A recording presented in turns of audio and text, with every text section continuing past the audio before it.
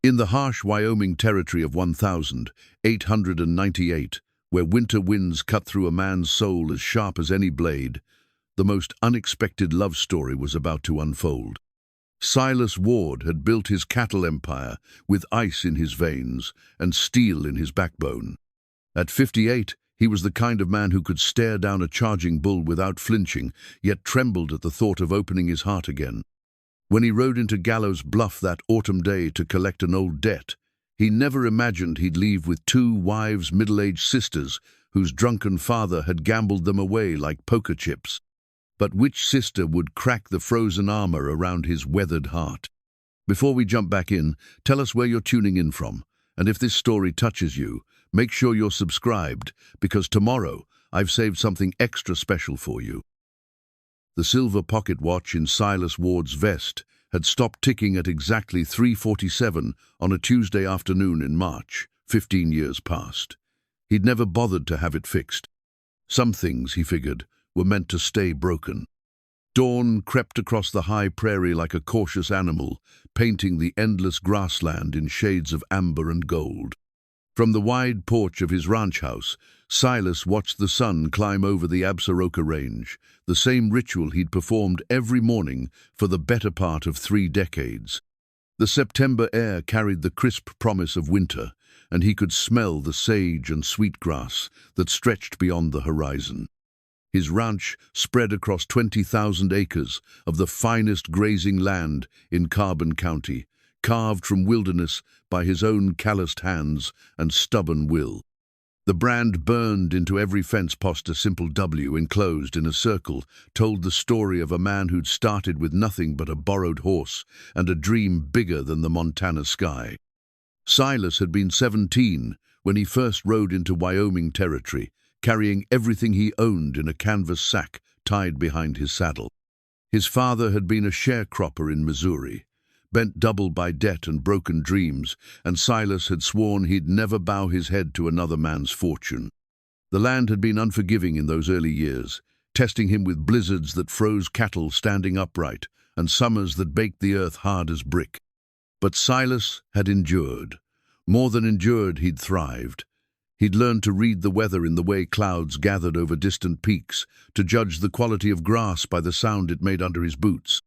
He'd built his first cabin with logs he'd cut himself, chinked the walls with mud and hope, and slowly, season by season, expanded his holdings until the Ward Ranch became a name spoken with respect from Cheyenne to Billings. The house that now sprawled before the morning sun bore little resemblance to that first rough shelter. 2 stories of solid timber rose from a foundation of native stone, with a wraparound porch that faced the mountains and caught the evening breeze. Martha Ward, his 73-year-old mother, had insisted on the porch when she'd come to live with him after his father's passing. She'd wanted a place to sit and watch the world, she'd said, though these days her watching was mostly done from the confines of her bedroom. "Silas?" Martha's voice drifted from the open window above, thin but sharp as a knife blade. "You planning to stand out there admiring the scenery all day? Or are you going to come in and help me with these buttons?" He smiled, despite himself. Martha Ward had been the backbone of their family since before he could remember, and age hadn't softened her tongue any. She'd been a beauty in her youth, he'd seen the daguerreotypes to prove it, but hardship and prairie wind had etched lines around her eyes and turned her golden hair to silver. Still, her spirit burned bright as ever. "Coming, Ma," he called, crushing his cigarette under his boot heel. The ritual of morning smoke and solitude would have to wait. Inside, the house smelled of coffee and the liniment Martha rubbed on her aching joints. Silas climbed the stairs 2 at a time, his boots echoing on the polished wood. He found his mother sitting on the edge of her bed, struggling with the small buttons on her grey wool dress. "These fingers aren't what they used to be," she said without looking up. "Arthritis has got them stiff as kindling." Silas knelt beside her, his large hands surprisingly gentle as he worked the buttons through their holes. "Maybe it's time we looked into getting you some help around here." Martha's laugh was dry as autumn leaves. "Help doing what? Sitting? Complaining? I've got those mastered just fine on my own." I'm serious, Ma. This place is too big for just the two of us, and I'm away on cattle drives half the year. You need someone here who can— What I need, Martha interrupted, is for my son to stop treating me like I'm made of spun glass. I may be old, but I'm not dead yet. Silas finished with the buttons and sat back on his heels. His mother's eyes, still sharp and bright as a hawk's, studied his face with the intensity of someone who'd spent 5 decades learning to read his moods. "You're thinking about riding to Gallows, Bluff," she said. It wasn't a question. "Jeremiah Caldwell owes me $800. He's been putting me off for 3 months now, and I've got bills to pay before winter. Jeremiah Caldwell is a drunk and a fool, always has been, even when his poor wife was alive to keep him in line." Martha's expression softened slightly. "But his daughters are good women. Clara, especially. She's got sense enough for the whole family." Silas had heard about the Caldwell sisters, though he'd never met them personally. In a territory where unmarried women were scarce as hen's teeth, the fact that both Clara and June had remained spinsters was a source of considerable speculation among the local gossips. Clara, the elder at 52, was said to be a quiet woman who'd cared for her invalid mother until the woman's death 2 years past. June, 3 years younger, had a reputation for sharp wit and sharper tongue. "Caldwell's problems aren't my concern," Silas said, standing and brushing dust from his knees. "I just want what's owed me." Martha studied him for a long moment. "You know, son, there was a time when you cared about more than just what was owed you." The words hung between them like smoke from a dying fire. Silas felt the familiar tightness in his chest, the one that came whenever anyone mentioned the man he used to be. Before Elizabeth, before the fever that had taken her and their unborn child, before his heart had turned to winter. "That was a long time ago, Ma. Not so long as you think. A man's heart doesn't die just because he wants it to." Silas moved to the window, looking out over the land that had been his salvation and his prison.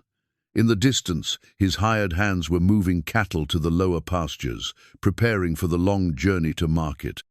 The sight of them reminded him of responsibilities that wouldn't wait for philosophical discussions. "I need to check on the herd before I ride out," he said, changing the subject. "Cookie's packing supplies for the drive, and I want to make sure we've got enough grain for the horses." Martha nodded, recognizing the wall he'd built around certain topics. "When will you be back?" 3 days, maybe 4. Depends on how reasonable Caldwell's feeling." "And if he's not feeling reasonable?" Silas's smile was thin as a blade. "Then I'll help him find some reason." He kissed his mother's forehead and headed for the door, but her voice stopped him before he reached the threshold. "Silas, take care of yourself in town. Gallows Bluff isn't the same place it was when you were young. Too many men with too much money and too little sense, and too many ways for a person to get into trouble. I'll be careful, Ma. And if you see those Caldwell girls, you tell them they've got a friend here if they need one. A woman shouldn't have to bear her father's shame alone." Silas nodded and left her to her morning routine. Outside, the sun had climbed higher, burning off the last of the morning mist. The day stretched ahead of him, full of the familiar tasks that had shaped his life for 30 years. But as he walked toward the barn, he couldn't shake the feeling that something was about to change. The silver pocket watch in his vest remained stubbornly silent, its hands frozen at 3:47. Some things, he'd always believed, were meant to stay broken. But as he saddled his horse and prepared for the ride to Gallows Bluff, Silas Ward couldn't have imagined that his carefully ordered world was about to be turned upside down by 2 women who'd spent their lives caring for others and a debt that would cost him far more than $800. The autumn wind carried the scent of distant snow, and somewhere in the back of his mind, a voice whispered that winter was coming early this year. But change, he was about to learn, sometimes arrived ahead of schedule. Gallows Bluff squatted in a valley between 2 worn ridges like a tumor on the landscape. What had once been a promising mining town now bore the scars of boom and bust, its main street lined with buildings that seemed to lean against each other for support. The silver had played out 5 years back, leaving behind empty mine shafts and emptier dreams. Silas tied his horse outside the Brass Dollar Saloon, the only establishment that still showed signs of regular business.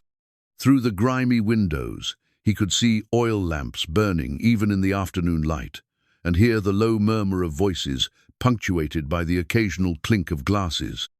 The crumpled piece of paper in his coat pocket bore Jeremiah Caldwell's signature and a promise to pay $800 by the end of September. Today was the 28th. Silas had given the man every courtesy, every extension a reasonable person could expect. His patience had worn thin as mountain air.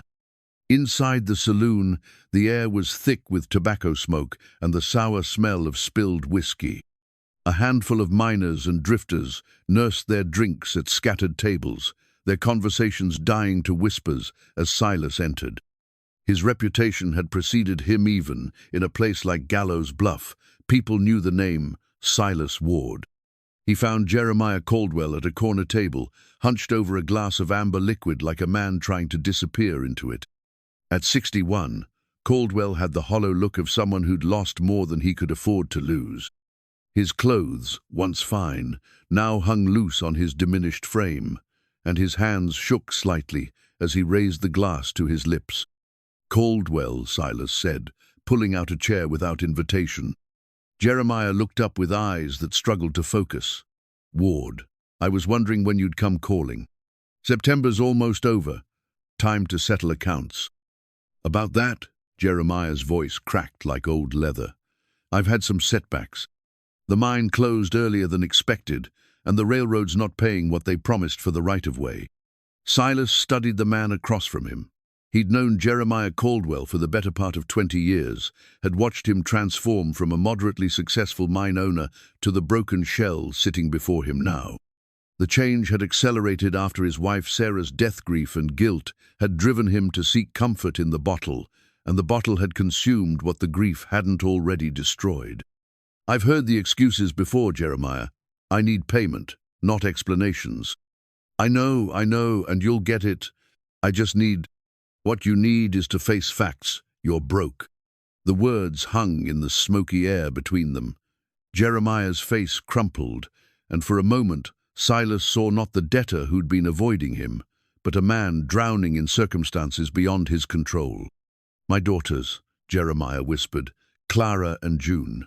They've been keeping food on the table with sewing and cleaning work, but it's not enough. Without Sarah to manage things," he trailed off, staring into his glass as if it might hold answers. "Where are they now?" "Upstairs. Got a room above Hutchins' store. Been there since I had to sell the house." Jeremiah's voice was thick with shame. "Good women, both of them. Too good for a father like me." Silas felt a stirring of something that might have been sympathy, but he pushed it aside. Business was business, and sentiment had no place in financial arrangements. "I'll take livestock, property, whatever you've got left." "Already sold. Every last head of cattle, every piece of equipment." Jeremiah laughed bitterly. "All I've got left is..." He stopped, his face going pale. "Is what?" Before Jeremiah could answer, a commotion erupted near the bar. A group of men had gathered around someone Silas couldn't see, their voices rising with excitement. The words "auction" and "today" drifted across the room. "What's all that about?" Silas asked. Jeremiah's hands were shaking worse now. "Fletcher's having an auction. Man's leaving town, needs to sell off his belongings before winter." The crowd at the bar was growing louder, and Silas caught fragments of conversation that made his blood run cold. Someone was laughing about desperate times and unusual collateral. Another voice mentioned something about Caldwell's girls. Understanding hit Silas like a physical blow. He turned back to Jeremiah, who was staring at his hands as if they belonged to someone else. "You didn't." "I was drunk. Fletcher said it was just a formality, that no one would actually..." "You put your daughters up as collateral?" $800, Jeremiah whispered. "If I can't pay by sunset, they go on the block. Fletcher's got the papers." Silas stood so quickly his chair scraped against the floor. Around the room, conversation stopped as men turned to watch. In the sudden silence, he could hear his own heartbeat pounding in his ears. "Where's Fletcher?" Setting up in the street, the auction starts in an hour. Silas looked down at the broken man before him, feeling a mixture of disgust and pity that left a bad taste in his mouth. Jeremiah Caldwell had finally found something lower than rock bottom. "You signed papers putting your daughters up for auction to cover a gambling debt. They're good women," Jeremiah said desperately. "Clara especially. She's got away with sick folks, and June can cook better than any woman in the territory. Whoever gets them will be getting." "Stop talking." Silas walked outside, needing air that didn't reek of whiskey and desperation.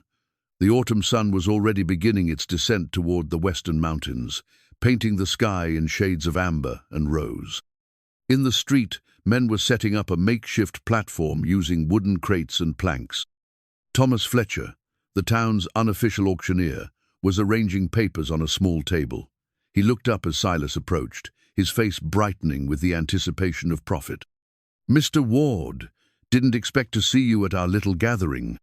What's this about the Caldwell sisters?" Fletcher's smile widened. "Unusual situation, I'll grant you, but business is business. Caldwell put them up as security for his debt, and he can't pay. Legal and binding, signed and witnessed." Silas looked at the papers Fletcher thrust toward him. The handwriting was shaky, but recognizable Jeremiah's signature at the bottom of a document that reduced two human beings to property. "This is madness." "It's the law," Fletcher replied. "Territorial statute allows for indentured servitude in cases of unpaid debt. The sisters work off what their father owes with interest. Could take years, depending on who wins the bidding. And if nobody bids?" Fletcher's smile turned predatory. "Oh, someone will bid. Men are scarce in these parts, but women are scarcer. There's already been interest from some of the mining camps up north. Rough places, but they pay well for domestic help." The implication in his words made Silas's hands clench into fists. He'd heard stories about the mining camps, about what happened to women who disappeared into those godless holes in the earth. A small crowd was beginning to gather in the street. Word of the unusual auction had spread quickly through the small town, drawing spectators like vultures to carrion. Silas saw faces. He recognized miners, gamblers, men whose reputations made his skin crawl. "Where are the sisters now?" "Hutchins is keeping them in his store. They'll be brought out when the bidding starts." Silas walked toward Hutchins' general store, his mind racing. Through the dusty window, he could see two women sitting on wooden crates near the back. Even in the dim light, he could tell they were holding themselves with dignity despite their circumstances. Clara Caldwell was exactly as his mother had described a woman of quiet strength, her graying hair pulled back in a simple bun, her hands folded in her lap like a lady waiting for tea. Her sister June sat beside her, smaller and more animated, gesturing as she spoke in low, urgent tones. As Silas watched, Clara reached out and took June's hand, squeezing it gently. The gesture was so full of love and protection that it made something twist in his chest. These weren't women who deserved to be bartered like livestock. The sun continued its descent, and Fletcher's voice rang out across the street, calling people to gather for the auction. Silas pulled the crumpled paper from his pocket, Jeremiah's promise to pay $800. Some debts, he realized, cost more than money to settle, and some choices, once made, changed everything that came after. The auction block receipt would soon bear witness to a transaction that would alter 3 lives forever. June Caldwell's sewing kit had traveled with her since childhood, a small tin box painted with faded roses that had once belonged to her grandmother. Inside, spools of colorful thread nestled against silver needles like tiny treasures. She clutched it now as the wagon rolled across the high prairie, the only possession she'd been allowed to take from their room above Hutchins' store. The auction had been mercifully brief. When Fletcher called for bids, a handful of rough-looking men had stepped forward, their eyes carrying intentions that made Clara's stomach turn. But before any of them could speak, Silas Ward had stepped onto the platform, his voice cutting through the afternoon air like a blade. $800. The crowd had fallen silent. Fletcher had looked around hopefully for higher bids, but no one was fool enough to outbid Silas Ward over anything, let alone two middle-aged women. The transaction had been completed with the efficiency of a cattle sale, papers signed and witnessed, money exchanged for human lives. Now Clara sat beside her sister in the back of Silas's wagon, watching the man who'd bought them urge his horses across the endless grassland. He hadn't spoken more than a dozen words since leaving Gallows Bluff, and those had been practical directions about the journey ahead. "What do you suppose he wants with us?" June whispered, her fingers working nervously with the catch on her sewing kit. Clara studied their benefactor's broad back, the way he sat straight in the wagon seat, despite the rough terrain. "I don't think he knows himself." They'd heard stories about Silas Ward over the years very one in the territory had. He was a man who'd carved an empire from wilderness, who dealt fairly but firmly with those who crossed him. His first wife's death had hardened him, people said, turned him into something cold and distant, but cold men didn't usually rescue women from auction blocks.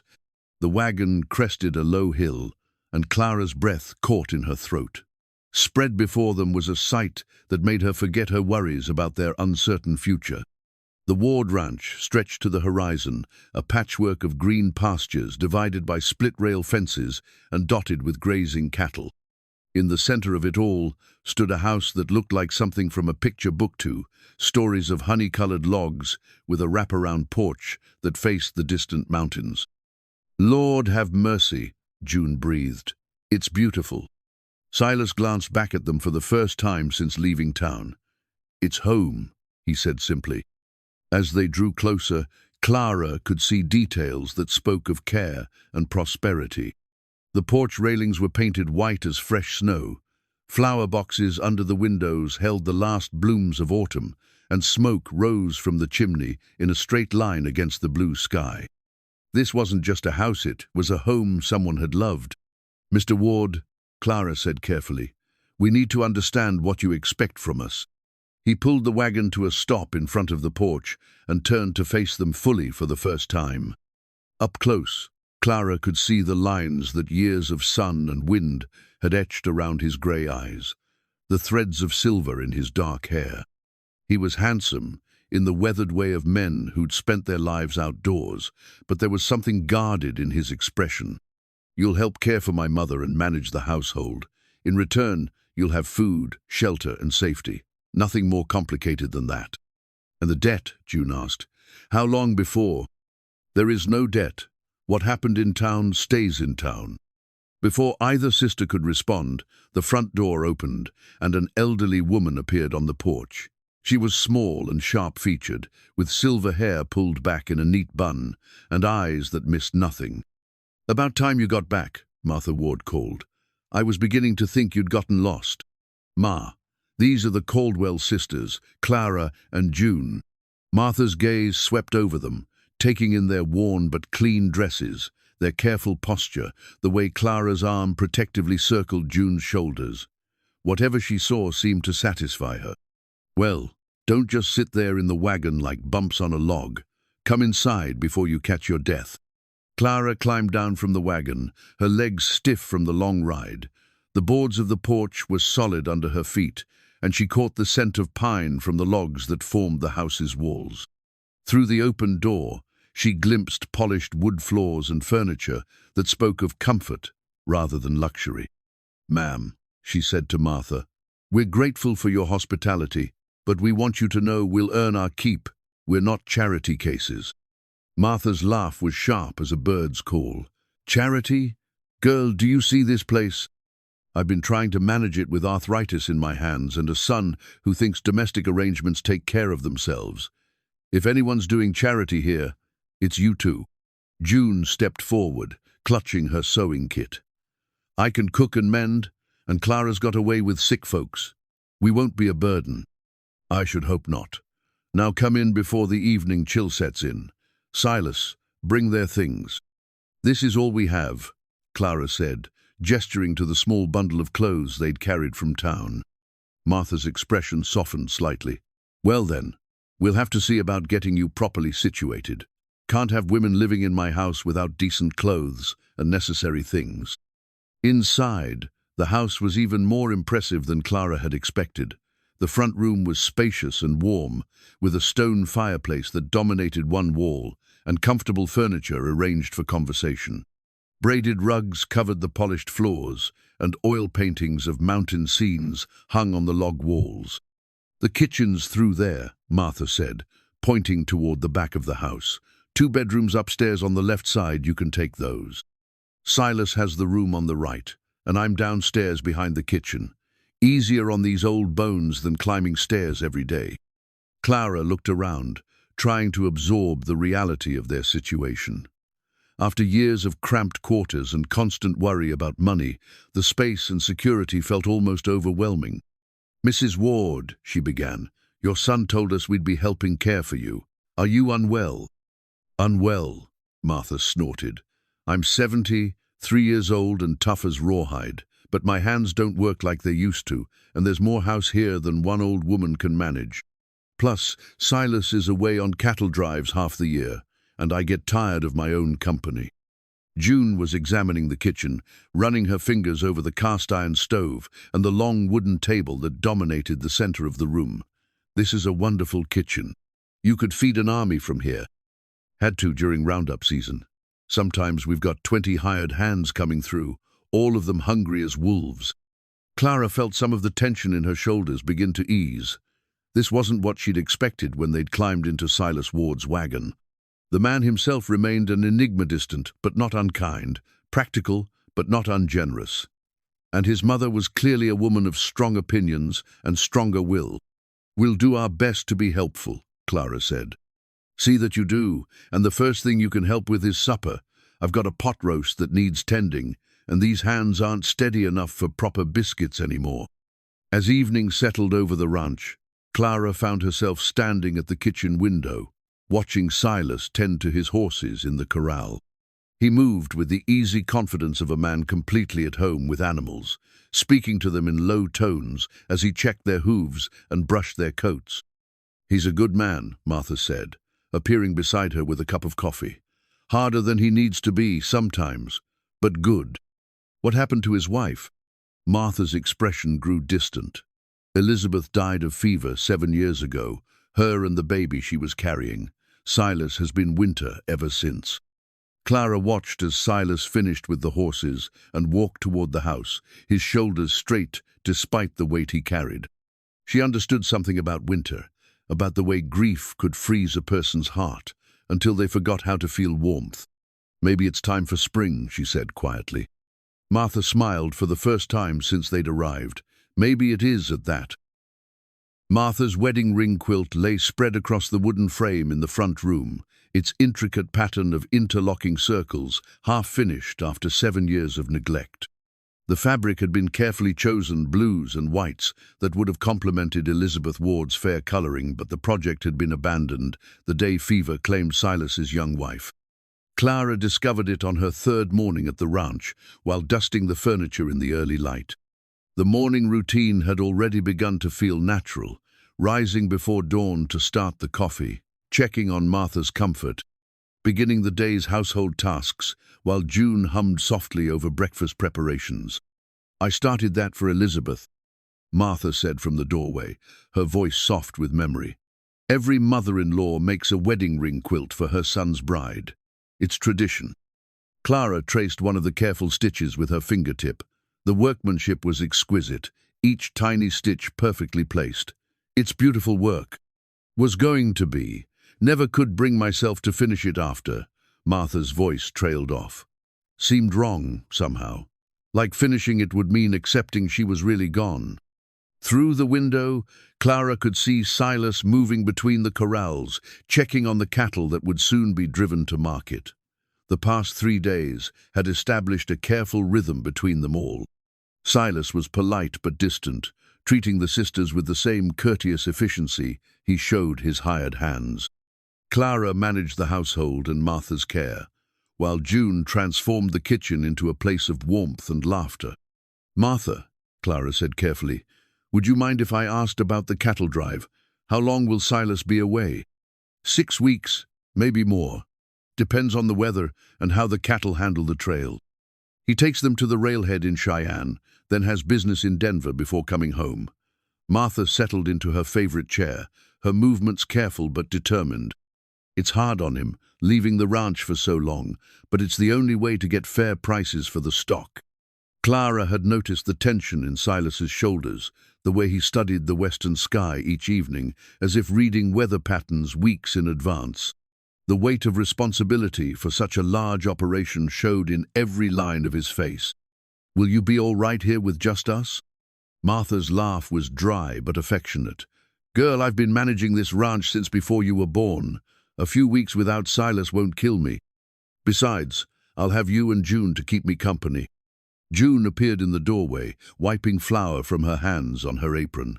"Breakfast is ready, and I made extra biscuits for Silas to take with him when he checks the far pastures." The kitchen had been transformed under June's care. Where once it had been functional but cold, now it radiated warmth and comfort. Wildflowers from the prairie-filled mason jars on the windowsill, and the constant smell of baking bread made the entire house feel more like home. Silas entered through the back door, his boots freshly cleaned and his hair damp from washing at the pump. Clara found herself studying his profile as he took his place at the head of the long table, the strong line of his jaw, the careful way he moved around the kitchen as if afraid of taking up too much space. "Morning, ladies," he said, accepting the plate June set before him. "Smells good." "June's got a gift," Martha said, settling into her chair with Clara's help. "Haven't eaten this well since my own mother was alive." A flush of pleasure colored June's cheeks.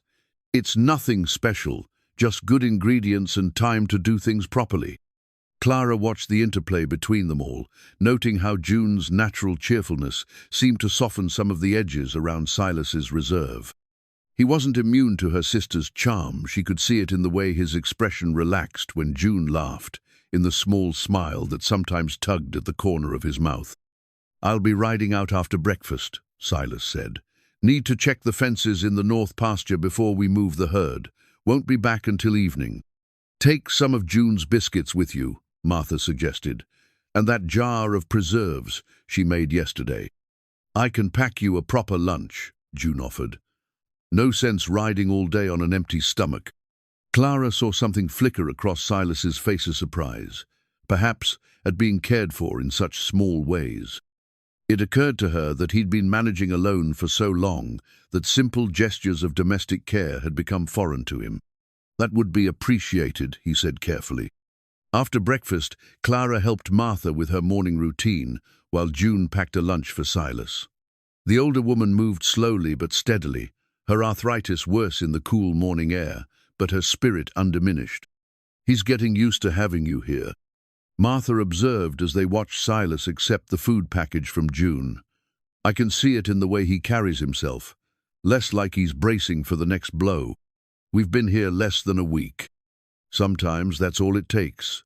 A house changes when women are in it. Becomes something more than just a place to sleep and eat." Clara understood what Martha meant. Already, the ranch house felt different-lived, in rather than simply inhabited. June's flowers brightened the rooms, the smell of her cooking lingered in pleasant ways, and the sound of women's voices had broken the long silence that had settled over the place like dust. Through the window, they watched Silas mount his horse and ride toward the northern pastures. He sat tall in the saddle, completely at ease on horseback, and Clara found herself admiring the easy grace with which he handled the powerful animal. "He was different before Elizabeth died," Martha said quietly, laughed more, had dreams beyond just making the ranch profitable. "What kind of dreams?" "Children, a house full of them, and grandchildren for me to spoil. He used to talk about building a school, maybe bringing in a proper teacher. Wanted to make this place into something that would last generations." Clara felt a pang of sympathy for dreams deferred by tragedy. She understood something about setting aside hopes for the future. Her own life had been shaped by duty and circumstance rather than choice. "Those dreams don't have to stay buried," she said softly. Martha studied her with sharp eyes. "You thinking about warming up an old man's heart?" "I'm thinking about how to help a good man remember who he used to be." The day passed peacefully. Clara tended to household tasks, while June worked in the kitchen, preparing for the evening meal. Martha dozed in her chair, occasionally offering commentary on their activities or sharing stories about the ranch's early days. As evening approached, Clara found herself watching the road for Silas's return. When he finally appeared, silhouetted against the sunset, she felt an unexpected warmth at the sight of him. He looked tired but satisfied, and she found herself wondering what it would be like to welcome him home with more than just polite courtesy. At supper, the conversation flowed more easily than it had in previous days. June regaled them with stories from her childhood. Martha shared memories of the ranch's founding, and even Silas contributed occasional comments about the day's work. "The north fence needs mending," he said, accepting a second helping of June's cornbread. "But the cattle are in good shape for the drive. Should get top prices in Cheyenne if the weather holds." "When will you leave?" Clara asked. "End of the week, soon as the hands finish gathering the herd from the far pastures." Clara felt an unexpected pang at the thought of his departure. In just a few days, she'd grown accustomed to his quiet presence, the sense of security that came from having a capable man managing the larger concerns of their small world. "We'll take good care of your mother," she promised. Silas met her eyes across the table, and for a moment something passed between theme and understanding that went beyond words. "I know you will," he said quietly. Later, as Clara helped Martha prepare for bed, the older woman smiled with the satisfaction of someone who'd seen something she'd been waiting for. "He looked at you different tonight," Martha observed. "I don't know what you mean." "Don't you? A woman my age learns to recognize the signs. That boy's been winter for 7 years, but I do believe the ice is starting to crack." Clara thought about Martha's words as she settled into her own bed in the upstairs room she shared with June. Through the window, she could see the lights of the bunkhouse, where Silas's hired hands were settling in for the night. Beyond that, the prairie stretched endlessly under a sky full of stars. Somewhere in the distance, a coyote called to its mate, and the sound carried across the vast landscape like a promise that even in the loneliest places, connection was possible. Martha's wedding ring quilt lay abandoned downstairs, but Clara found herself wondering if some things were worth finishing, even after they'd been set aside by grief. Elizabeth Ward gazed out from her silver-framed photograph with eyes that seemed to follow Clara wherever she moved in the front room. The portrait had been taken shortly after her marriage to Silas, formal studio photograph that captured her delicate beauty and gentle expression. She wore a high-collared white dress and held a single rose, her fair hair arranged in the elaborate style fashionable among young wives of the 1890s. Clara had discovered the photograph while dusting, tucked away on a shelf behind a stack of ranch ledgers. When she'd asked Martha about it, the older woman had sighed deeply. "Silas put it away after the funeral, said it hurt too much to see her face every day, but I caught him looking at it sometimes when he thought no one was watching." Now, 2 weeks after the cattle drive had departed, Clara found herself studying Elizabeth's face and wondering what kind of woman she'd been. The photograph revealed little beyond conventional beauty. There was no hint of the personality that had captured Silas Ward's heart, and no clue about the dreams that had died with her. "She was lovely," June said, appearing beside Clara with a cup of morning coffee. "No wonder he's never looked at another woman." Martha says she was more than just pretty, kind, intelligent, good with the hands and their families. "A perfect wife," June said with a slight edge to her voice. "Rather difficult to compete with a ghost." Clara looked at her sister sharply. "I'm not competing with anyone." "Aren't you? I've seen the way you watch the road for his letters, the way your face lights up when Martha tells stories about him. You're falling in love with him, Clara." The accusation hung between them like morning mist. Clara wanted to deny it, but the words stuck in her throat. Over the past month, she'd found herself thinking about Silas more than was proper. She treasured his brief letters from the trail, memorized the careful way he asked about their welfare and the ranch's management. She'd caught herself imagining what it would be like when he returned, wondering if the careful distance between them might soften into something warmer. "He's a good man," Clara said finally. He is, but he's also a man who's been faithful to a memory for 7 years. Are you prepared for the possibility that he always will be? Before Clara could answer, Martha's voice called from the kitchen, "Girls, come quick, we've got company." Through the window, Clara could see a buggy approaching the house, driven by a woman she didn't recognize. The visitor was well dressed in a traveling suit of deep blue wool, her hat trimmed with ostrich feathers that marked her as someone of considerable means. "That's Victoria Hartwell," Martha said, joining them at the window. "Silas's neighbor to the east, owns the second-largest spread in the county."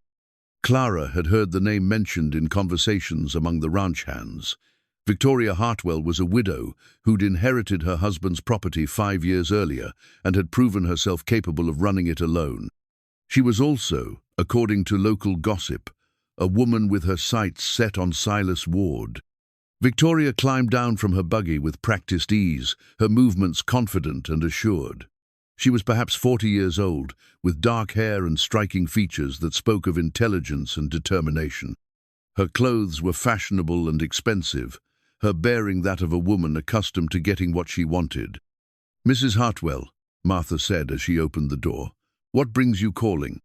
"I heard about Silas's new household arrangements," Victoria replied, her gaze sweeping over Clara and June with barely concealed curiosity. "Thought I should welcome the Caldwell sisters properly." There was something in her tone that made Clara's spine stiffen. This wasn't a social call, it was reconnaissance. "How thoughtful," Martha said dryly. "Come in then.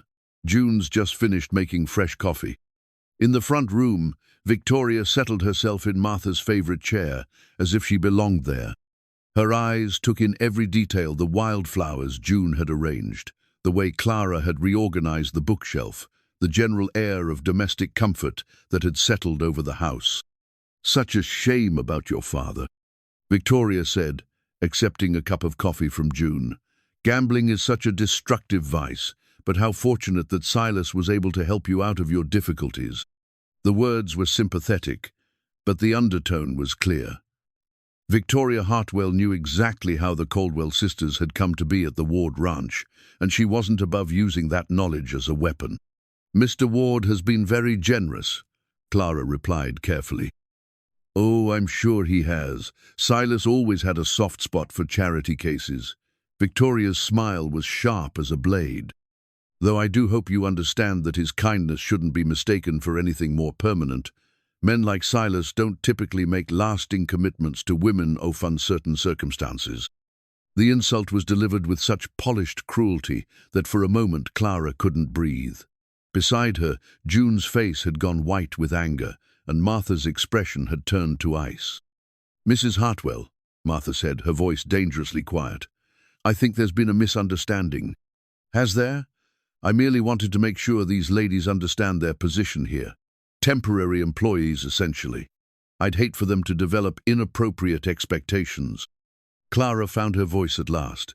"Our expectations are limited to earning our keep and being useful, nothing more." "How refreshing. So many women in your position might be tempted to set their caps for the master of the house, especially when he's as eligible as Silas." Victoria's laugh was musical and cold. "Though, I suppose, at your age, such romantic notions would be rather absurd." The cruelty of the remark hit Clara like a physical blow. At 52, she was indeed past the age when most women expected romantic love to find them. But hearing it stated so bluntly, with such casual dismissal of her worth as a woman, made her feel small and foolish. "I think you should leave," June said, standing abruptly. "Right now." Victoria rose gracefully, her mission apparently accomplished. "Of course. I just wanted to be neighborly. Please give Silas my regards when he returns. Tell him I look forward to our usual dinner when he gets back from the drive."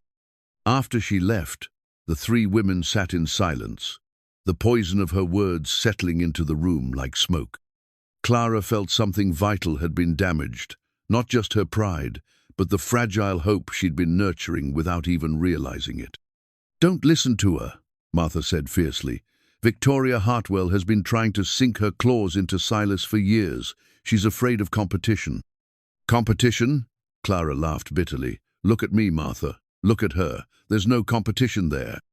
Beauty fades, Martha said firmly. Character doesn't. Victoria Hartwell is handsome enough, I'll grant you, but she's got the warmth of a rattlesnake. Any man with sense can see that. But Clara couldn't shake the image of Victoria's confident bearing, her obvious prosperity, the way she'd claimed familiarity with Silas's social arrangements.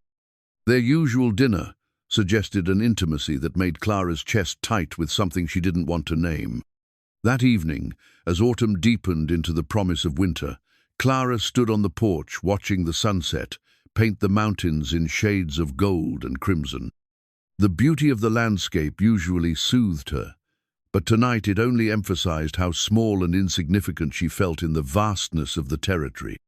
"You're letting her get to you," June said, joining her at the porch rail. "She's right, though. What was I thinking? A man like Silas Ward, with a spread like this, his choice of women, why would he look twice at a middle-aged spinster whose father sold her to pay his debts?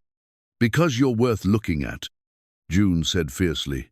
"Because you're kind and intelligent, and you make his house feel like home again, because you see him as a man, not just a bank account or a prize to be won."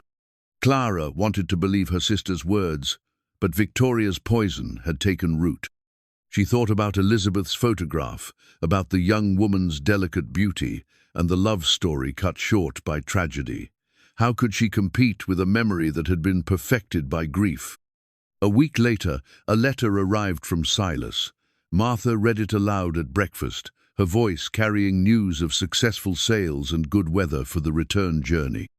But it was the personal message at the end that made Clara's heart skip. "Tell Clara her advice about the fence repairs worked perfectly, and tell June I've been dreaming about her apple pie for 300 miles. Such small acknowledgments, but they carried weight in Clara's chest. She found herself rereading the letter throughout the day, searching for hidden meanings in the careful script. "He thinks about us," June said that evening. "Both of us. That has to mean something. It means we're useful to him, nothing more." But even as Clara spoke the words, she didn't entirely believe them. There had been moments before he left, glances that lingered a heartbeat too long, conversations that carried undercurrents she was afraid to interpret. Small gestures of consideration that spoke of a man beginning to emerge from his self-imposed exile. The next morning brought an unexpected visitor. Robert Hartwell, Victoria's younger brother, rode up to the house just after breakfast. He was a pleasant-looking man in his 30s, with an easy smile and the kind of confidence that came from a lifetime of privilege. "Ladies," he said, tipping his hat, "I hope you don't mind the intrusion. I was checking on our cattle in the north section and thought I'd stop by to introduce myself properly." Unlike his sister, Robert's manner was genuinely friendly. He accepted June's offer of coffee and settled into easy conversation about ranch life and the approaching winter. Clara found herself relaxing in his presence, grateful for social interaction that didn't carry hidden barbs. "Victoria mentioned meeting you both," Robert said, and Clara tensed. "I hope she was welcoming. My sister can be a bit direct in her manner." "She made her position quite clear," Martha said dryly. Robert's expression grew uncomfortable. "I'm afraid Victoria has developed certain expectations regarding Silas. She's convinced herself that their friendship will develop into something more substantial." "And what do you think?" Clara asked, surprised by her own boldness. "I think Silas Ward is a man who makes his own choices, regardless of what anyone else expects. And I think he's been alone too long for his own good." Robert's words carried a warmth that his sisters had lacked entirely. As he prepared to leave, he turned to Clara with a smile that made her realize she'd forgotten what it felt like to have a man look at her with genuine appreciation. "Mrs. Caldwell Clary, hope you'll allow me to call again. It's been a pleasure talking with someone who shares an interest in literature." After he left, June raised an eyebrow. "Now, that was interesting." "He's a nice man," Clara said carefully. "He's a man who's clearly taken with you. Did you see the way he looked at you when you mentioned that book of poetry?" Clara had noticed, and the attention had been both flattering and confusing. Robert Hartwell was closer to her age than Silas, educated and kind, without the emotional complications that came with loving a man still haunted by his past. "Maybe Victoria's right," Clara said quietly. "Maybe I should be more realistic about my expectations." But as she spoke the words, her eyes drifted to Elizabeth's photograph, and she found herself wondering if some battles were worth fighting, even when victory seemed impossible. The Ward family brand iron hung in the barn like a piece of sacred history, its metal surfaces darkened by decades of use and weather. The design was simply a W enclosed in a circle, but it represented something profound: belonging, legacy, the right to call this vast land home. Clara discovered it while searching for tools to repair a loose board on the chicken coop. Martha had sent her to the barn with directions to poke around until you find what you need, but Clara found herself drawn to the collection of branding irons hanging on the wall like trophies of ranching campaigns. The first snow of the season had fallen overnight, transforming the ranch into a winter wonderland that took Clara's breath away. From the barn door, she could see the house with smoke rising from its chimneys, the corrals outlined in white, and the mountains standing like sentinels against a grey sky. The beauty of it made her chest tight with emotion she couldn't quite name. 3 weeks had passed since Silas left for the cattle drive, and Clara had discovered that missing someone could become a physical ache. She caught herself listening for his boots on the porch, looking up from her work, expecting to see his tall frame in the doorway. The house felt incomplete without his quiet presence, like a song missing its melody. "Finding everything you need?" June asked, appearing in the barn doorway with her arms wrapped around herself against the cold. "Just admiring the history," Clara said, gesturing toward the branding irons. "All these different marks, they tell the story of this place." June joined her, studying the collection. Some of the irons were clearly old, their designs simple and weathered. Others were newer, more elaborate. At the center hung the Ward brand, larger than the others and polished to a dull shine. "Martha told me Silas designed it himself when he first claimed the land," June said. "He was barely 20, but he knew what he wanted his mark to be." Clara traced the W with her fingertip, imagining a young Silas heating this iron in a forge, pressing it into the hide of his first calf. The commitment represented by that act, claiming not just cattle but a future, a place in the world, moved her more than she expected. "Do you think we belong here?" Clara asked suddenly. June was quiet for a long moment. "I think we belong wherever we're needed and wanted. The question is whether we're both." The uncertainty in her sister's voice matched Clara's own doubts. Since Victoria Hartwell's visit, Clara had found herself questioning everything: her growing feelings for Silas, her place in his household, the wisdom of allowing hope to take root in soil that might prove barren. Robert Hartwell had called twice more since their first meeting, each visit pleasant and uncomplicated.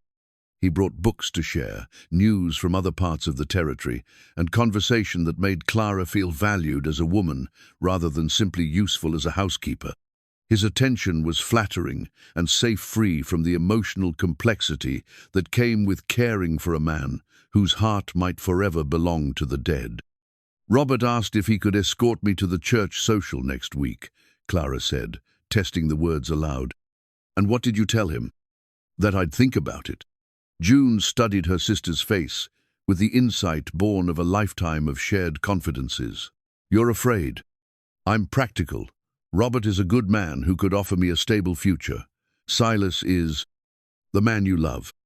The words hung between them like the first snowflakes, delicate, beautiful, and destined to melt under scrutiny.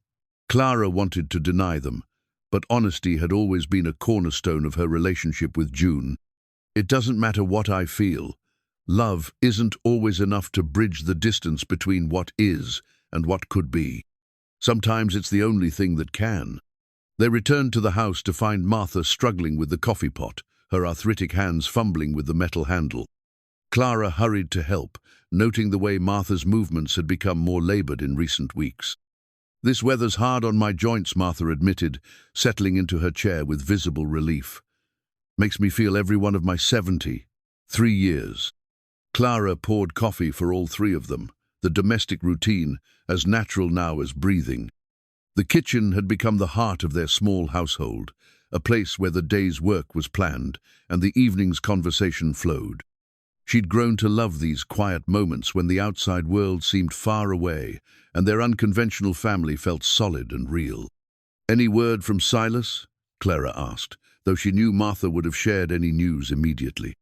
"Letter should come any day now. He's probably in Denver by now, finishing up his business." Martha's eyes were knowing as she studied Clara's face. "Man's been gone a month. Time enough for a woman to realize what she's missing." Before Clara could respond, the sound of approaching horses drew their attention to the window. 3 riders were coming up the lane, their forms indistinct through the falling snow. "Strangers," June observed, tension creeping into her voice. Martha squinted through the glass. "Can't make them out from here, but they're riding hard considering the weather." Clara felt a chill that had nothing to do with the temperature. In her experience, men who rode hard through snow usually carried bad news. She thought of Silas, somewhere on the trail between Denver and home, and her heart clenched with sudden fear. The riders pulled up at the porch, their horses steaming in the cold air. The leader was a middle-aged man, with a sheriff's badge pinned to his coat, his face grim with purpose. His companions looked like ranch hands, rough men with the kind of careful alertness that spoke of trouble. "Ma'am," the sheriff said, when Clara opened the door. "Sheriff Morrison from Cheyenne.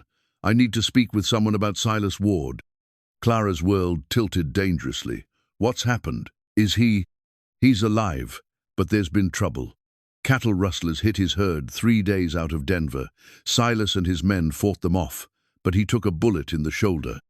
Last word I had, he was laid up in a town called Cedar Creek, about 2 days' ride north of here."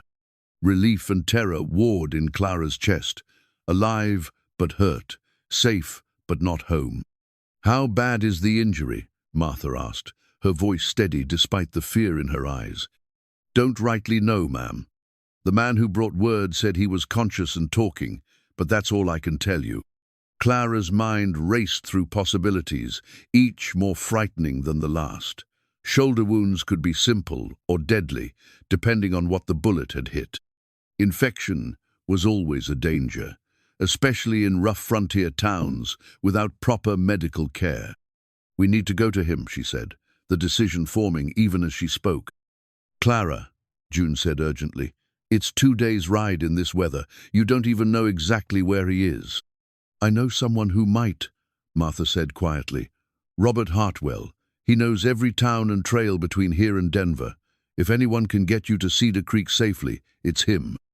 The irony wasn't lost on Clara asking, the man who'd been courting her to help her reach the man she truly loved. But Silas needed her, and that need outweighed every other consideration. "Sheriff," Clara said, "would you carry a message to the Hartwell ranch? Tell Robert that Martha Ward requests his assistance urgently." As the sheriff and his men rode away through the swirling snow, Clara began making preparations for a journey she'd never imagined taking. She packed medical supplies, warm clothes, and enough food for several days on the trail. Her hands moved with automatic efficiency while her heart hammered against her ribs. Silas was hurt, alone in a strange town, possibly fighting for his life. The brand iron in the barn bore his mark, claimed his place in this territory. But Clara was beginning to understand that some kinds of belonging couldn't be burned into metal or recorded in legal documents. Some things could only be claimed by the heart. The legal document lay spread across Martha's kitchen table like a map to an undiscovered country. Robert Hartwell had brought it with him when he'd arrived to escort Clara to Cedar Creek, pulling the folded papers from his saddlebags with a gravity that made Clara's stomach clench. "I thought you should see this before we leave," he said, his usual easy manner replaced by something more serious. "My lawyer friend in Cheyenne sent it along with the sheriff's message." Clara stared at the formal language, trying to make sense of the legal terminology. The document bore official seals and signatures, including one she recognized with a star-their-own name, written in her careful script. "I don't understand," she said, looking up at Robert's concerned face. "What is this?" It's the original auction contract from Gallows Bluff, the one your father signed. Robert's voice was gentle but firm. Clara, there's something you need to know. The auctioneat wasn't legally binding. The words hit Clara like a physical blow. She sank into Martha's chair, her legs suddenly unsteady. What do you mean? Territorial law is very specific about debt arrangements involving family members. A creditor can't claim human beings as collateral for gambling debts.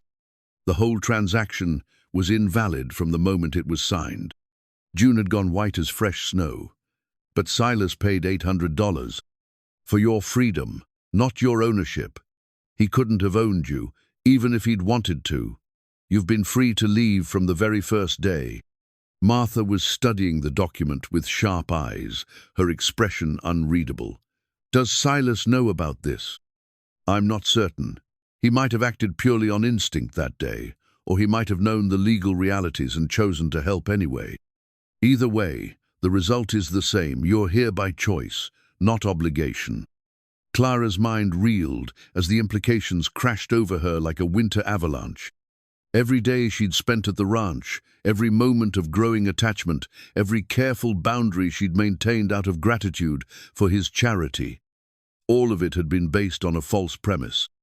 Why didn't anyone tell us this before? June demanded, her voice rising with anger and confusion.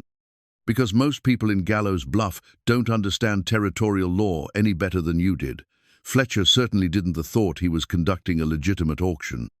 And the witnesses were too drunk or too ignorant to know otherwise. Clara stood on unsteady legs, moving to the window where snow continued to fall in heavy curtains. The landscape looked different now, transformed not just by winter, but by this fundamental shift in her understanding of her place in the world. You're saying we could have walked away at any time. You could have demanded passage to anywhere in the territory. Silas would have been legally obligated to provide it, along with enough money to establish yourselves elsewhere. The cruel irony wasn't lost on her. For weeks, she'd wrestled with feelings of impropriety, convinced that her growing love for Silas was somehow tainted by the circumstances of their arrangement. She'd held herself apart, maintaining careful distance because she believed herself bound to him by debt and gratitude. But we didn't know, June said quietly. We thought. You thought you were trapped. I understand that. But Clara, don't you see what this means? Every day you've stayed, every moment you've chosen to remain here and build a life, it's been your own free choice. Clara closed her eyes, remembering all the times she'd caught herself beginning to hope for more than she believed she deserved. All the moments when Silas's carefully distant manner had felt like rejection rather than respect for boundaries he thought she couldn't cross. There's more, Robert continued, his voice hesitant. The document also reveals something about your father's debt. It wasn't primarily from gambling. Clara turned back to face him, dreading what she might hear. Jeremiah borrowed the money to pay for your mother's medical care during her final illness. The gambling came later, after she died, and he couldn't face the bills or the grief. He was trying to win enough to pay back what he'd borrowed for her medicine. The revelation hit Clara like a second blow. Her father's drunken destruction hadn't been simple weakness, it had been grief and desperation, transformed into self-destruction. The man who'd sold his daughters to pay his debts had first bankrupted himself trying to save his wife. "Oh, Papa," June whispered, tears beginning to flow down her cheeks. Clara felt her own eyes burn with unshed tears. She'd spent months angry at her father's weakness, ashamed of the degradation he'd brought upon their family. Now she saw a different picture, a man driven to desperate measures by love and loss, destroyed not by greed, but by the same kind of devastating grief that had frozen Silas Ward's heart. "Why are you telling us this now?" Clara asked Robert. "Because Silas is hurt, and you're about to ride 2 days through dangerous weather to reach him. Because I've watched you struggle with feelings you think you don't have a right to have. And because," he stopped, his face coloring slightly. "Because what?" "Because I've been courting you under false pretenses. I knew about the legal situation. My lawyer friend investigated it weeks ago, when Victoria asked him to look into your circumstances. I thought if you knew you were free, you might choose to leave with me." Clara stared at him in shock. "You've known all this time?" "I'm sorry. I convinced myself I was protecting you, giving you options you didn't know you had. But the truth is, I was protecting myself from competition. I wasn't sure I could win." The honesty in his admission was painful and admirable at the same time. Robert Hartwell had been kind to her, had offered her genuine affection and a secure future. But he'd also manipulated the situation to his advantage, keeping crucial information from her while positioning himself as her best option. "I need to think about all this," Clara said, her voice barely steady. "Of course. But Clara need to leave for Cedar Creek within the hour if we're going to make decent time before dark. Whatever questions you have about your legal status or your future, they can wait until Silas is safe." Martha spoke for the first time since the document had been revealed. "Take the papers with you. When Silas is well enough, you can ask him what he knew and when he knew it. But right now, that man needs you, and everything else is just noise." Clara looked around the kitchen that had become her refuge, at the women who'd become her family, at the life she'd built in this place of unexpected sanctuary. The legal document changed everything, and nothing she was free to go, but she'd never wanted to stay anywhere more in her life. "You're right," she said, moving toward her packed bag. "Silas first, everything else later."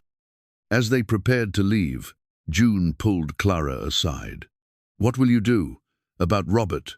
About the ranch? About everything?" "I don't know. But I know I can't let Silas face whatever's ahead alone. Whatever freedom this document gives me, I choose to use it getting to him." Outside, Robert was saddling horses and loading supplies, his movements efficient despite the emotional weight of their conversation. The snow continued to fall, and Clara could feel the temperature dropping as afternoon faded toward evening. "Are you sure about this?" Robert asked as she emerged from the house. "It's going to be a hard ride, and we don't even know how badly he's hurt." Clara swung into the saddle with more confidence than she felt. The horse was solid and sure-footed, chosen by Robert for the difficult journey ahead. In her saddlebags were medical supplies, warm clothes, and the legal document that had changed everything. "I'm sure," she said, settling her reins and looking back at the house where Martha and June stood watching from the porch. "Let's bring him home."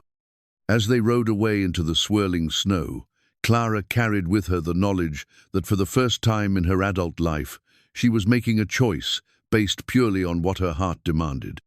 The auction document that had once seemed like a chain had become the key to her liberation. But first, she had to reach the man whose own freedom from the past might depend on her getting to him in time. The letter lay unfinished on the rough wooden table in Clara's room at the Cedar Creek boarding house, her handwriting trailing off mid-sentence as emotion overwhelmed her ability to find words. She'd been trying for an hour to compose something that would capture the complexity of what she'd discovered about her feelings, her freedom, and her future, but every attempt felt inadequate. "Dearest Silas," the letter began, "there are things I must tell you when you're strong enough to hear them, things about why I came to find you, and what I hope." The words stopped there, ink drying on the page as Clara stared out the window at the snow-covered street below. Cedar Creek was a rough mining town, all mud and temporary buildings, but the doctor who'd been treating Silas was competent and the lodging was clean. More importantly, Silas was alive and healing, though the bullet wound had been worse than the sheriff's message had indicated. She'd found him 3 days ago, pale and feverish in a bed above the town's only saloon, his shoulder wrapped in bandages that told the story of a close call with death. The bullet had missed the major arteries, but had shattered bone, and infection had set in during the days he'd spent fighting his way to safety. "You came," he'd whispered when she'd first entered his room, his eyes unfocused with fever but unmistakably surprised. "Of course I came." "Why?" The question had haunted her for 3 days as she'd sat beside his bed, monitoring his fever and helping the doctor change his dressings. Why had she ridden through a snowstorm to reach a man who'd never given her reason to believe he wanted more than her domestic services? Why had she risked her safety and her reputation to be at his bedside? The legal document that had freed her from obligation also freed her to acknowledge the truth. She'd come because she loved him. Not with the desperate gratitude of a woman rescued from degradation, but with the deep, steady love of a woman who'd found her match in life. A soft knock interrupted her thoughts. "Come in." Robert Hartwell entered carrying a cup of coffee and wearing the careful expression that had become familiar over the past few days. He'd been everything a woman could ask for in a companion, protective, helpful, uncomplaining about the primitive accommodations or the uncertain situation. But Clara had also seen the way he watched her when she tended to Silas, the resignation growing in his eyes as he recognized a battle he couldn't win. "How is he today?" Robert asked, settling into the room's only chair. "Stronger. The fever broke completely yesterday, and he's been asking about his men and the cattle." Clara set down her pen and turned to face him. "Robert, we need to talk. I know what you're going to say." "Do you?" He smiled ruefully. "You're in love with him. You've probably been in love with him since those first weeks at the ranch, maybe since the day he bought you out of that auction. And seeing him hurt, nearly losing him, it's made you realize that love matters more than security or social expectations." Clara was amazed by his perception and touched by the gentle way he'd stated truths that might have been delivered with bitterness. "I'm sorry." "Don't be. I've known from the beginning that your heart wasn't free. I'd hoped I might win it eventually, but some battles are lost before they're fought. You're a good man, Robert. You deserve better than someone who can't give you what you need. I deserve someone who loves me the way you love him. We both know I'll find that eventually." He stood, moving to the window where afternoon light slanted through the glass. "The question is, what are you going to do about it?" "I don't know. The legal document you showed might changes everything and nothing. I'm free to choose, but that doesn't mean Silas is free to choose me." "Have you told him about the auction papers?" "Not yet. He's been too weak for serious conversations." "Clara, there's something else you need to know. Something I probably should have told you before we left the ranch." The gravity in his voice made Clara's stomach clench. "What is it?" "Victoria has been writing to Silas while he's been away. Regular letters, and according to the postmaster in Gallows, Bluff, she's been receiving replies." Clara felt the room tilt slightly. "What kind of letters?" "I don't know the contents, but the frequency suggests more than casual neighborly correspondence, and Victoria has been telling people around the county that she expects an announcement when Silas returns." "An announcement?" "Of their engagement." The words hit Clara like a physical blow. She sank back into her chair, the unfinished letter suddenly seeming like foolish romanticism. While she'd been falling in love with a man she saw as lonely and wounded, he'd been conducting a courtship with a woman who could offer him everything. Clara could not: beauty, wealth, social position, and freedom from the complications of a household arrangement that had begun in scandal. "I see," Clara said quietly. "I'm not telling you this to hurt you. I'm telling you because you deserve to know what you're up against before you make any declarations of your own." Clara looked down at her hands, noting how rough they'd become from months of housework and nursing. Victoria Hartwell's hands would be soft and white, adorned with rings that spoke of prosperity and position. Victoria could offer Silas a partnership between equals, while Clara could only offer love burdened by circumstances. "Thank you for telling me." "Clara, don't give up before you've even tried. That letter you're writing, finish it. Tell him how you feel and let him make his own choice. You might be surprised by what matters most to him." After Robert left, Clara sat staring at the unfinished letter until the words blurred before her eyes. Outside, she could hear the sounds of the rough mining town horses in the street, men's voices raised in conversation, the distant sound of machinery from the mines. But inside her small room, the silence felt profound. She thought about Martha's encouragement, about June's certainty that Silas cared for her, about the moments she'd imagined seeing something more than employer's appreciation in his eyes. Had she been projecting her own feelings onto a man who was simply being kind to women he'd rescued from an unfortunate situation? A stronger knock at her door interrupted her brooding. This time, it was Dr. Pemberton, a gruff but competent man who'd been treating Silas's wound. "Mrs. Caldwell, your Mr. Ward is asking for you. Says he's got things to discuss that won't wait." Clara's heart hammered as she followed the doctor down the narrow hallway to Silas's room. She found him sitting up in bed for the first time since her arrival. His color much improved, though his left arm remained immobilized in a sling. "Clara," he said, his voice stronger than she'd heard it in days. "We need to talk. You should be resting." "I've been resting for a week. Time for talking." His grey eyes were clear and focused as they met hers. "I want to know why you came here." Clara felt her carefully prepared words desert her. Standing in the doorway of his room, seeing him alert and aware for the first time, she realized that everything she'd planned to say seemed inadequate. "You were hurt. Martha was worried." "Martha was worried, or you were worried?" The directness of the question left no room for evasion.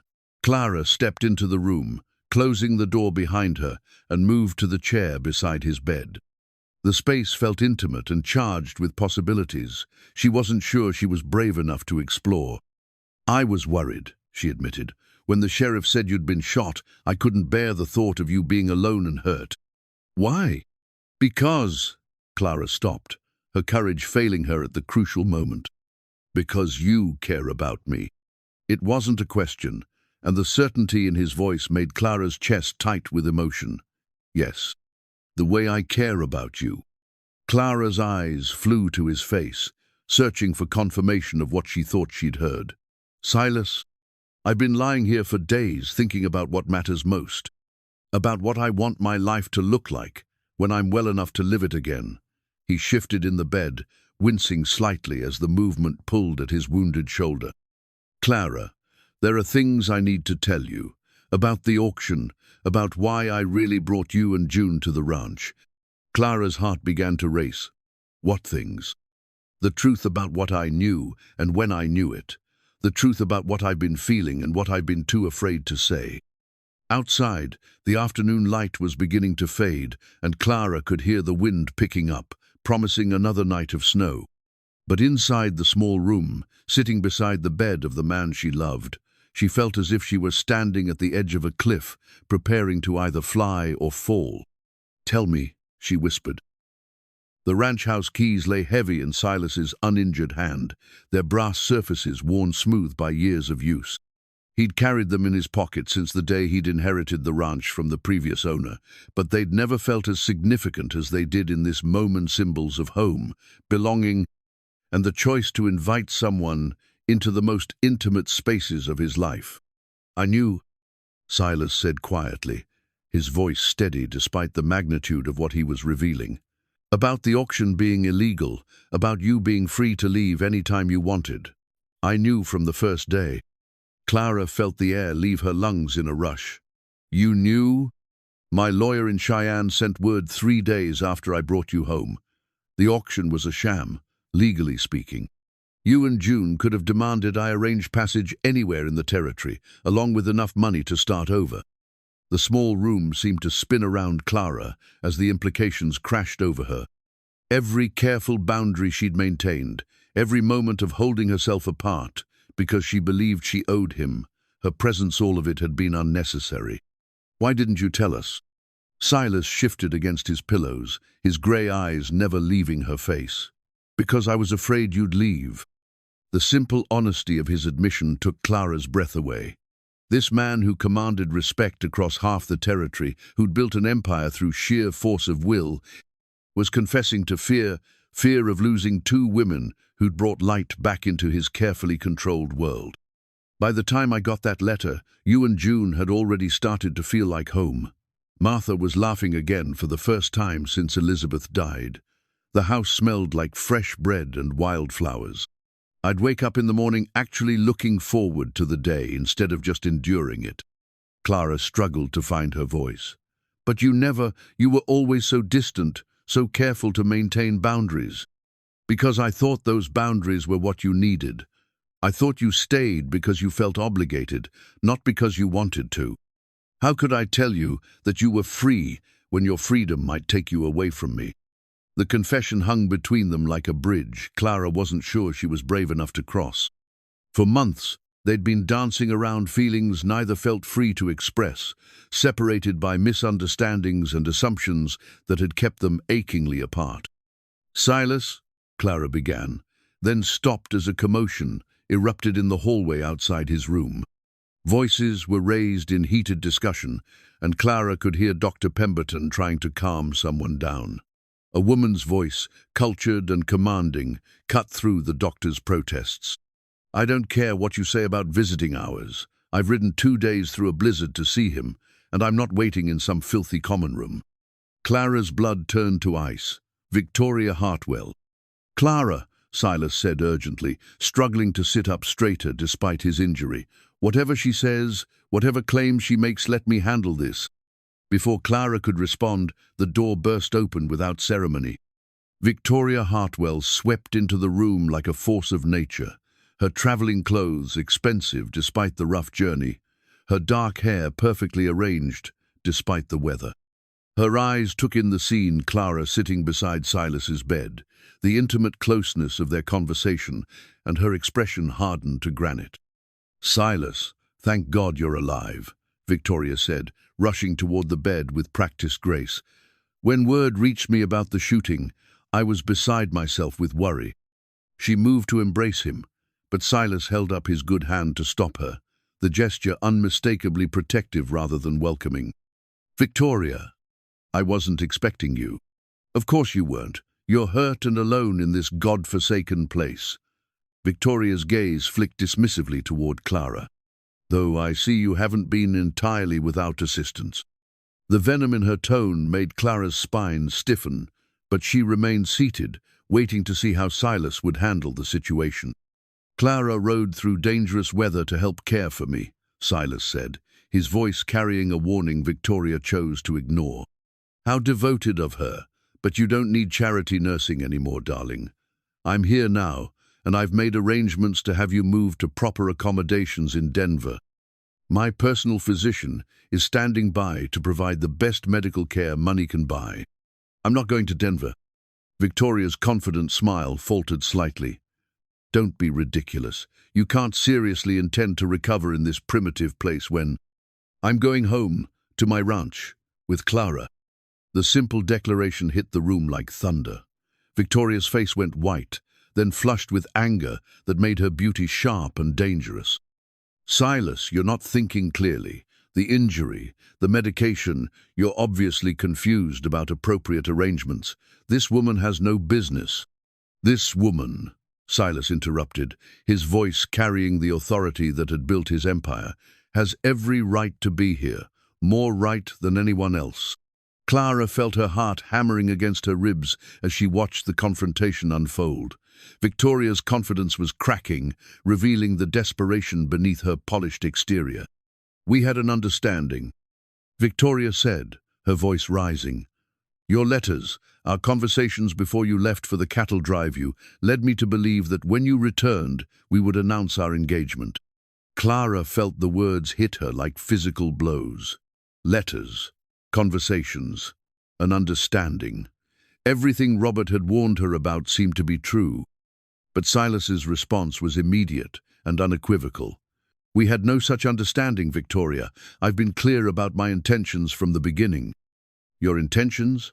What about the future we discussed?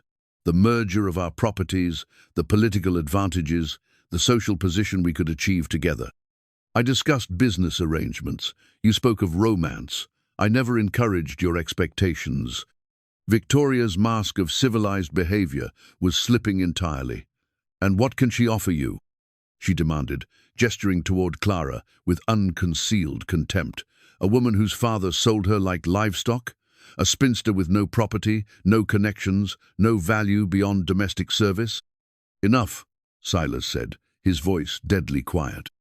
Clara stood, her legs unsteady, but her resolve firming. "Mrs. Hartwell, I think you should leave." Victoria laughed, the sound harsh and brittle. "You think you can dismiss me? You, who only exists in this man's life because he took pity on your pathetic circumstances." "I exist in his life," Clara said, finding strength she didn't know she possessed. Because he chooses to have me there, just as I choose to be there. Choice? Victoria's voice was shrill now. What choice did you have? You were auctioned off like cattle. And I'm free to leave any time I want. Legally, completely free. I stay because I want to stay. Victoria's eyes widened as the implications hit her. The legal document in Clara's possession wasn't just proof of freedom, it was proof that every day Clara had remained at the ranch had been her own decision. "You're making a mistake, Silas," Victoria said, turning back to him with one last desperate attempt. "I can give you everything: wealth, position, a partnership that would make you the most powerful man in the territory." Silas reached for Clara's hand with his uninjured arm, his fingers lacing through hers with unmistakable claiming, "I already have everything I need." The simple gesture, more than any words, conveyed the truth Victoria had been refusing to see. Clara felt tears spring to her eyes as Silas's hand tightened around hers, warm and sure and utterly committed. Victoria stared at their joined hands for a long moment, her face cycling through disbelief, rage, and finally, bitter acceptance. "You'll regret this," she said, her voice cold as winter wind. "Both of you. This territory doesn't forgive social climbing or inappropriate alliances. You think love conquers all, but you'll learn differently." She swept from the room with as much dignity as she could muster, leaving behind the scent of expensive perfume and the echo of threats that rang hollow in the face of what Clara had just witnessed. In the sudden silence, Clara became aware of her hand still clasped in Silas's, of the keys that lay between them on the bed covers, of the choice that stretched before them like an uncharted territory. The new wedding band was simply circle of gold without ornamentation, chosen not for display but for the promises it would represent. Silas had commissioned it from the town's only jeweler that morning, his hands shaking slightly as he described what he wanted. Not the elaborate ring a woman like Victoria might expect, but something honest and enduring, like the love he was finally ready to claim. Clara stood at the window of her boarding house room, watching the snow fall in the grey afternoon light. Victoria's departure had left behind a silence that felt profound, as if the very air had changed composition. The confrontation had stripped away the last of the pretenses and assumptions that had kept Clara and Silas apart, leaving only truth in its wake. A soft knock at her door interrupted her thoughts. "Come in." Silas entered, moving carefully, but under his own power for the first time since she'd arrived. His left arm remained in a sling, but his color was good, and his eyes were clear and determined. "How are you feeling?" Clara asked, studying his face for signs of pain or fatigue. "Strong enough for what needs to be done." He closed the door behind him and moved to stand beside her at the window. "Clara, we need to finish our conversation. About the auction? About your knowing I was free to leave? About all of it? About what I should have said months ago, if I'd had the courage?" Clara turned to face him fully, her heart racing at the intensity in his expression. "Silas, I love you." The words came out in a rush, as if he'd been holding them back so long that they could no longer be contained. "I've loved you since the first week you were at the ranch, when I came home to find you sitting with my mother, reading to her from her favorite book. I've loved you through every sunrise you watched from the kitchen window, every meal you cooked that made the house feel like home again, every moment of quiet conversation that reminded me what it meant to share my life with someone." Clara felt tears spring to her eyes. "Silas, let me finish. I need to say this while I have the courage." He reached into his pocket with his good hand and withdrew a small velvet box. "I know I have no right to ask this. I know you deserve better than a man who's spent 7 years frozen in grief. But Clara, if you could find it in your heart to marry Minot, because you owe me anything, not because you have no other choice, but because you want to build a life with me, I swear I'll spend whatever years I have left making you happy." The proposal was everything Clara had dreamed of, and nothing she'd dared to expect. This wasn't the practical arrangement she'd imagined might be possible, or the grateful settling that Victoria had predicted. This was a man who'd fought his way back from emotional death, asking her to be his partner in creating something new. "The legal document," Clara said, her voice barely steady. "The one Robert showed me you really knew all along?" "From the beginning. And every day you stayed, knowing you were free to go, was a gift I didn't think I deserved." "Oh, Silas." Clara reached up to touch his face, feeling the roughness of his beard beneath her palm. "I stayed because I was falling in love with you. Even when I thought it was hopeless, even when I was convinced you could never see me as more than a housekeeper, I couldn't make myself want to leave. And now that you know the truth—" Clara looked down at the ring box in his hands, then back up to meet his eyes. "Now I want to stay forever." Silas's smile was like sunrise after the longest winter. With his good hand, he opened the box to reveal the simple gold band that caught the grey afternoon light and threw it back like captured fire. "Clara Caldwell, will you marry me?" "Yes," she whispered, then louder. "Yes, absolutely yes."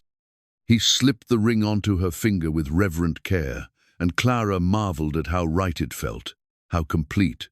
The band was warm from his pocket and perfectly sized, as if it had been waiting for her all along. "When?" Silas asked, his voice rough with emotion. "Now, today, as soon as we can find someone to perform the ceremony." "Are you sure? Don't you want to wait until we're home, until June and Martha can be there?" Clara shook her head firmly. "I've waited 52 years to feel this way about someone. I don't want to wait another day to be your wife." Silas pulled her against him with his good arm, holding her carefully but securely. "The preacher here in Cedar Creek could marry us this evening if we can find witnesses. Robert could stand up for us. And Mrs. Pemberton from the boarding house, she seems like a woman who'd appreciate a love story." They were married 2 hours later in the boarding house parlor, with Robert Hartwell and Mrs. Pemberton serving as witnesses, and Dr. Pemberton giving the bride away in the absence of her father. The ceremony was simple but profound, conducted by a frontier preacher who understood that love could bloom in the most unlikely circumstances.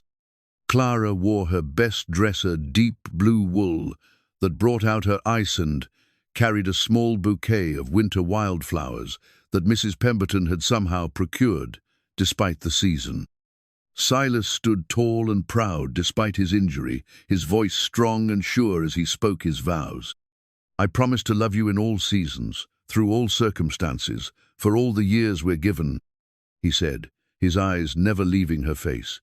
"I promise to be the man you deserve, to build with you the life we both thought we'd lost the chance to have." Clara's own vows were equally heartfelt. "I promise to love you not because I have to, but because I choose to. Every day, for the rest of my life, I choose you." When the preacher pronounced them husband and wife, Silas kissed her with such tenderness that Clara felt her heart might burst from sheer happiness. The kiss tasted of promises kept and futures secured, of two people who'd found their way to each other, despite every obstacle. "Mrs. Ward," Silas murmured against her lips. "I like the sound of that," Clara whispered back. After the ceremony, Robert approached them both with genuine warmth. "I hope you'll both be very happy," he said, and Clara could see that he meant it. "Silas, take care of her. She's a remarkable woman." "I know," Silas replied, his arm tightening around Clara's waist. "I'm the luckiest man in the territory." As evening settled over Cedar Creek, Mr. and Mrs. Silas Ward sat together in Clara's former room, making plans for their journey home. The snow had stopped, and tomorrow would bring clear skies for traveling. But tonight, they were content to simply be together, legally and completely united at last. "June and Martha are going to be so surprised," Clara said, admiring the ring that now bound her to the man she'd loved in secret for so long. "Ma's been expecting this since the day I brought you home," Silas replied with a chuckle. "She told me I was a fool if I let you get away. And June will cry happy tears for a week."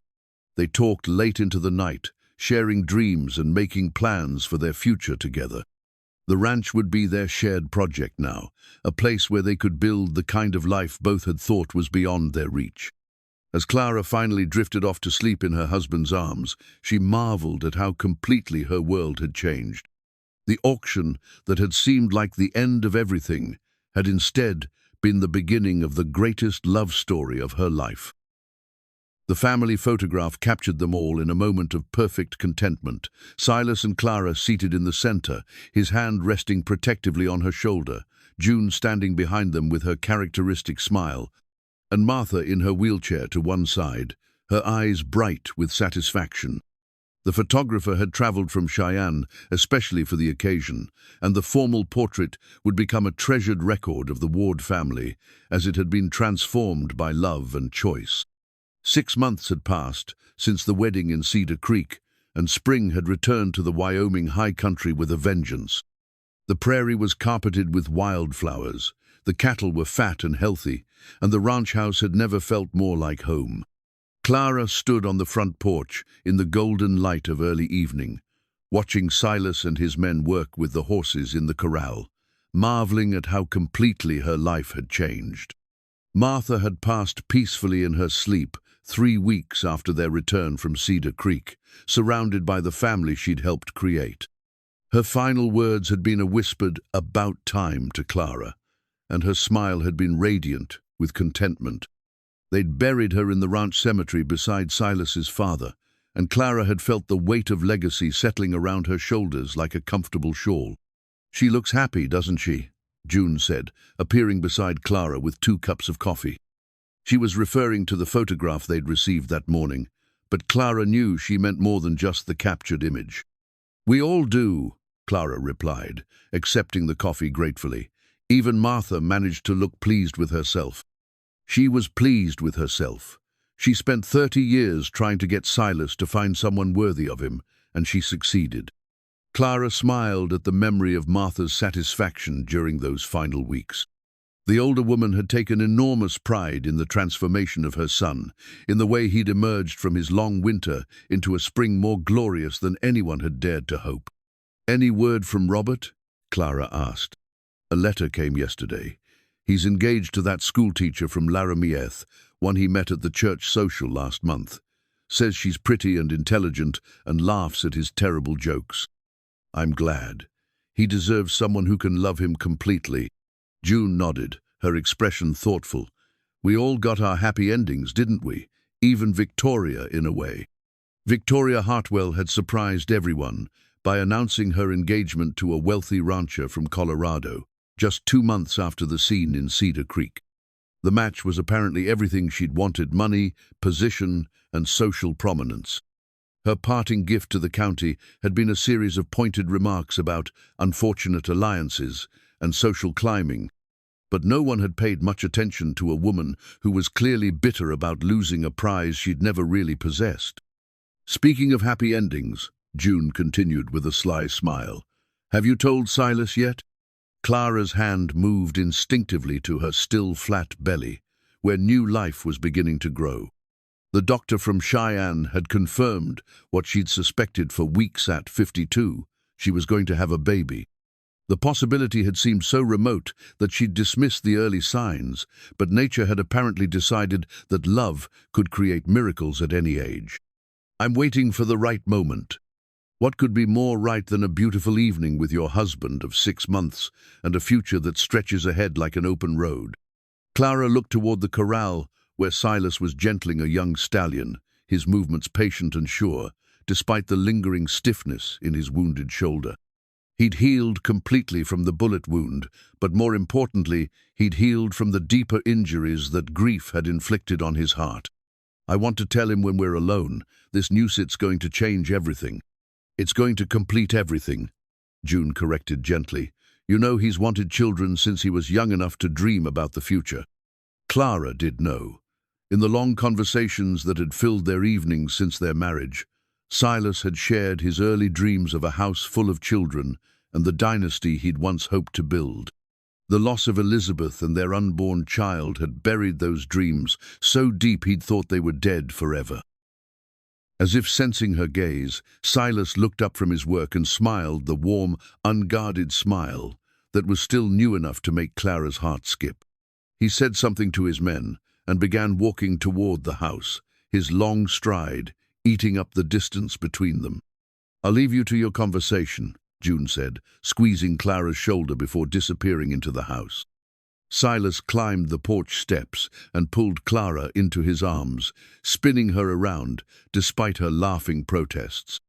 6 months of marriage had only deepened their connection, and Clara marveled daily at how naturally they'd settled into partnership. "Good day?" she asked, straightening his collar with wily efficiency. "Better now that I'm home with you." He kissed her forehead, then her nose, then her lips, in a ritual that had become precious to them both. "How was your day, Mrs. Ward?" "Full of surprises," Clara said, her voice carrying a hint of the news she was bursting to share. Silas studied her face with the attention of a man who'd learned to read every nuance of his wife's expressions. "What kind of surprises?" Clara took his hand and led him to the porch swing they'd installed in Martha's Honora place to sit and watch the world while discussing the important things in life. The evening air was warm and sweet, with the scent of prairie grass and wildflowers. "Silas," she began, then stopped as emotion overwhelmed her ability to speak. "What is it, sweetheart? You look like you're about to cry." "Happy tears," Clara managed. "The best kind of happy tears." She pulled the letter from her pocket, the one from the doctor in Cheyenne that had arrived that morning. Silas read it twice, his expression shifting from confusion to understanding to wonder. "You're—" He couldn't seem to finish the sentence. "Going to have a baby? I know it seems impossible at our age, but the doctor is certain."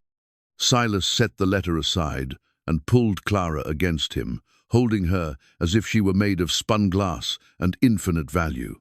She could feel him trembling, could hear his breath catch with emotion.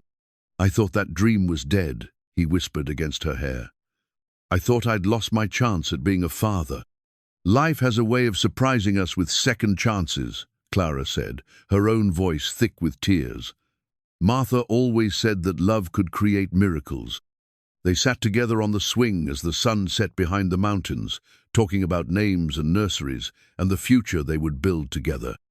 Clara thought about the journey that had brought them to this moment, the auction that had seemed like degradation, but had been deliverance, the misunderstandings that had kept them apart before bringing them together, the love that had grown from the most unlikely soil. "Do you ever regret it?"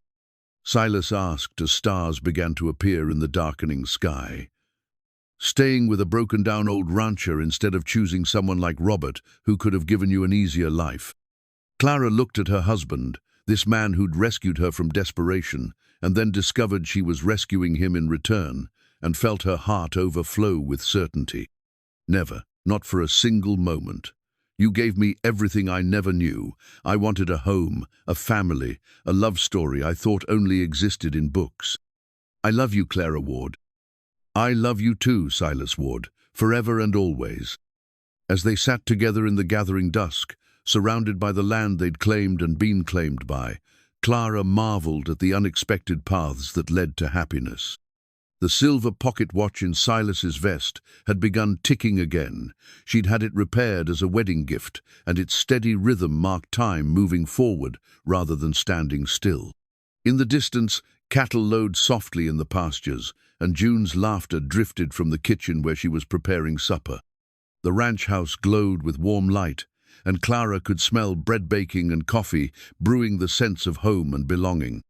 The auctioneer's receipt that had once symbolized degradation was now framed in their bedroom, a reminder that sometimes the worst moments of our lives are actually doorways to the best. Clara touched her belly where new life was growing and smiled at the miracle of second chances. "Some love stories," she reflected, "begin not with youth and beauty and perfect circumstances, but with wisdom and courage and the willingness to believe that it's never too late for happiness to find you." In the vast wilderness of the Wyoming Territory, 3 people had found their way to each other and discovered that family could be chosen as well as born, that love could bloom in any season, and that home was wherever people chose to build it together. As the first stars appeared over the high prairie, Clara Ward closed her eyes and listened to the sounds of her family settling in for another peaceful night. Tomorrow would bring new challenges and new joys, but tonight was perfect, in its simplicity a moment of contentment, so complete it felt like a prayer answered. The photograph on the mantel captured them all as they truly were, not perfect, but perfectly suited to each other. A family bound not by blood alone, but by choice, by love, and by the unshakable conviction that some things are worth waiting a lifetime to find.